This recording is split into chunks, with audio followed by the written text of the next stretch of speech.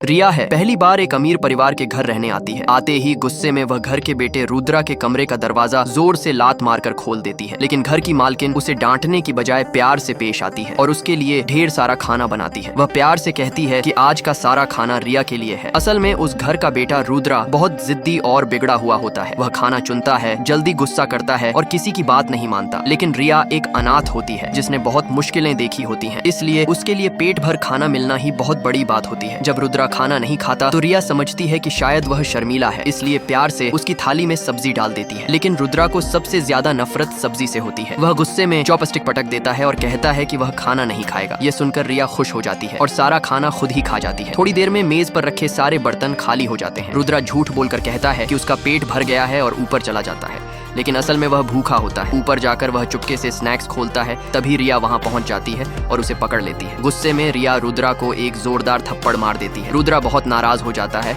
और उसे धमकी देता है कि वह रिया को घर से निकलवा देगा। अगले दिन वह बीमारी का नाटक करता है और कहता है कि वह स्कूल नहीं जाएगा और रिया को भी स्कूल जाने नहीं देगा, बल्कि उसकी देखभाल करनी होगी। रिया बिना किसी बहस के मान जाती है, लेकिन थोड़ी देर बाद वह एक बड़ा सा बर्तन लेकर आती है जिसमें बहुत कड़वी जड़ी बूटियों की दवा होती है। वह कहती है कि यह एक दिन की दवा है जिसे दिन में 3 बार पीना होगा। फिर वह जबरदस्ती रुद्रा की नाक पकड़कर दवा पिला देती है। इसके बाद रुद्रा कभी बीमार नहीं पड़ता, लेकिन उसका गुस्सा खत्म नहीं होता। वह स्कूल के बाद अपने बॉडीगार्ड को कहता है कि रिया को सबक सिखाया जाए। तभी रिया वहां आ जाती है। बॉडीगार्ड उसे कमजोर समझते हैं और मुकाबला करने को कहते हैं, लेकिन रिया एक हाथ से पुशअप करके और भारी वजन उठाकर सबको हैरान कर देती है। तभी कुछ गुंडे रुद्रा को जबरदस्ती गाड़ी में बैठा कर ले जाने लगते हैं। रिया को समझ आ जाता है कि कुछ गलत हो रहा है। वह अकेले ही गाड़ी रोकती है, गुंडों को एक एक करके पटक देती है और रुद्रा को बचा लेती है। इसके बाद रुद्रा पूरी तरह बदल जाता है। वह रिया को अपना हीरो मानने लगता है और उसकी हर बात मानने लगता है। वह मेहनत करने लगता है, पढ़ाई और फिटनेस में आगे बढ़ने लगता है। समय बीतता है और रुद्रा के जन्मदिन पर एक बड़ी पार्टी रखी जाती है, लेकिन उसी दिन रिया चुपचाप घर छोड़कर चली जाती है